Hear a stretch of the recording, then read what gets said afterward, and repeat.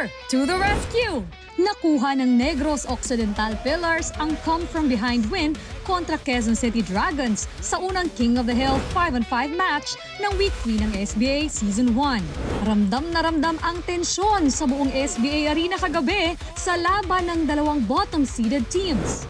Kahit pa maagang nag-init ang Team Quezon City, hindi humina ang loob ng Team Negros at nagsimulang makabawi sa Rack 16. Salamat kay Team Captain Oliver Villafuerte. Batman was on fire last night, winning the last 7 racks for his team and erasing Team Dragon's 4-rack lead. Nanalo ang Team Pillars 13-10, improving their points record to 15. Nung nag-10-6, na umiinit talaga yung tira ko kasi ganun talaga ako maglaro. Aminado si Pillars head coach na nakaramdam ng kaba at pressure ang kanyang kupunan sa pagsabak nila kontra Quezon City. Medyo tight sila, focus, takot matalo, ayun. Pero nung sabi kong bandang uli, matakot matalo. You just have to play it.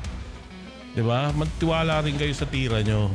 Samantala, naniniwala naman si head coach Nino Ocampo na walang epekto ang pagiging heavily favorite ngayong season. Alam ko naman lahat ng teams capable yan eh. Capable talaga niya umi-straight kahit kaya mang zero niya ng isang team basta binigyan siya ng pabor talaga. Kailangan consistent lang talaga, pakuntian na lang ng errors to. Ngayong day 2, sasabak naman ang dalawang kupunan sa doubles match. Magtutuloy-tuloy ba ang magandang simula ng Team Negros o magpapaapoy na ang Team Quezon City?